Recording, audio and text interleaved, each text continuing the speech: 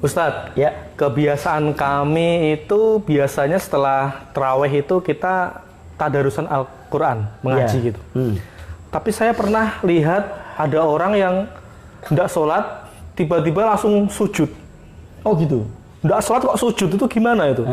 Kok bisa? Begini Bang. Apa yang antum lihat Nggih. ini secara fikih namanya adalah sujud tilawah. Dia sedang baca Quran kan? Ya, baca Quran. Tiba-tiba dia sujud. Sujud, nggih. Nah, jangan kaget. Anda sholat, Pak? Iya.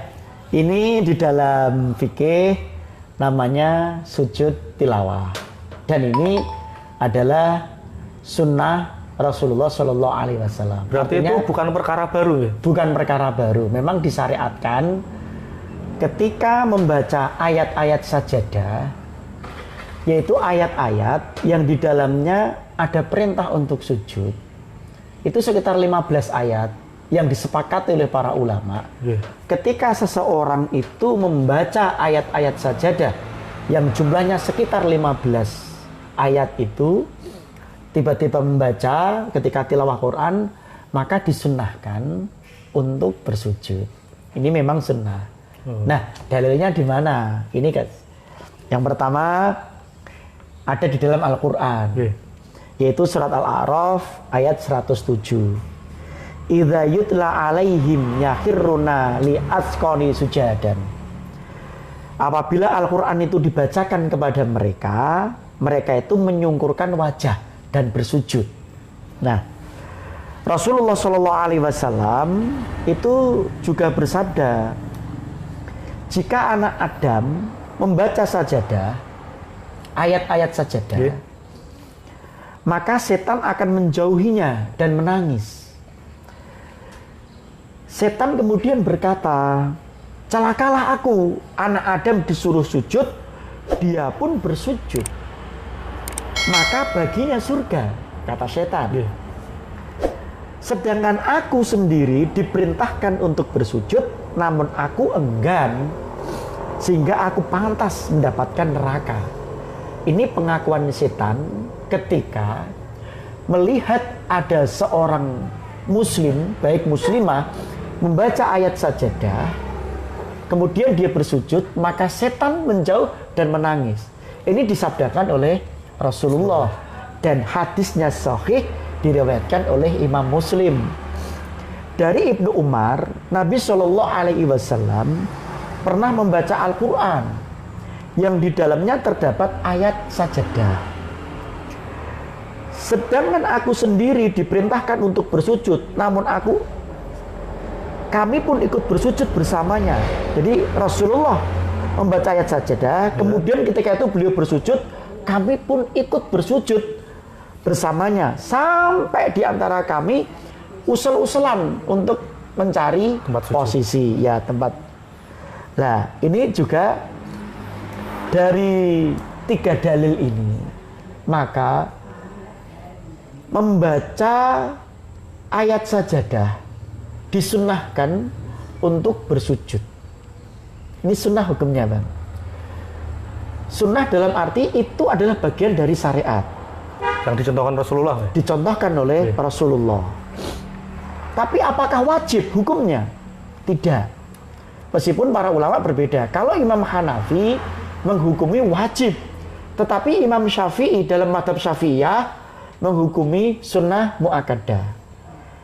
Imam Malik dan pengikutnya Imam Ahmad menghukumi sunnah. Kenapa?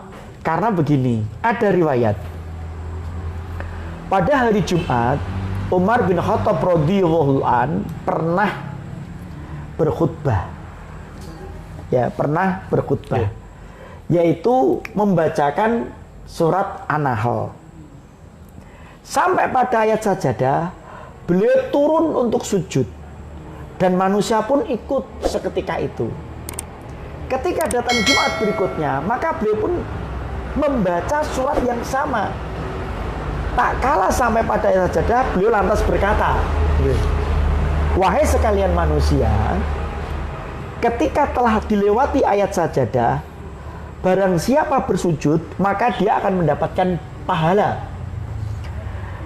Barang siapa tidak bersujud, dia tidak berdosa. Ini kata Umar bin Khattab. Maka saat itu Umar bin Khattab pun tidak bersujud. Nah, ini diriwayatkan oleh Imam Bukhari.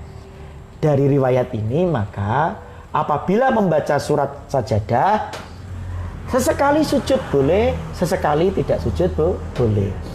Nah, tata caranya bagaimana untuk bisa melakukan ini?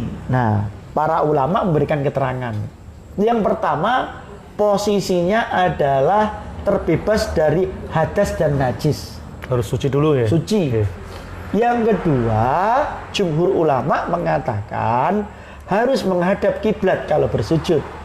Jadi cari kiblatnya dulu, menghadap ke barat kalau orang Indonesia. Okay. Meskipun sebagian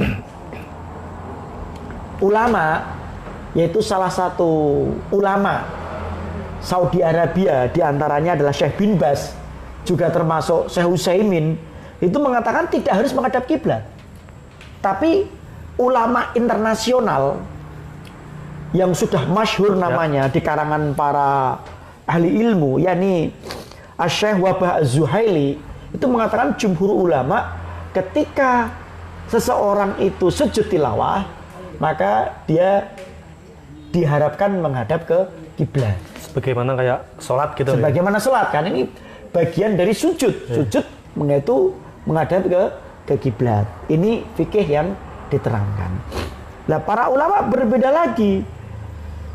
Ada yang sebagian itu adalah berdiri dulu, baru kemudian sujud. Ini pernah dikerjakan oleh Ibunda Aisyah radhiyallahu an.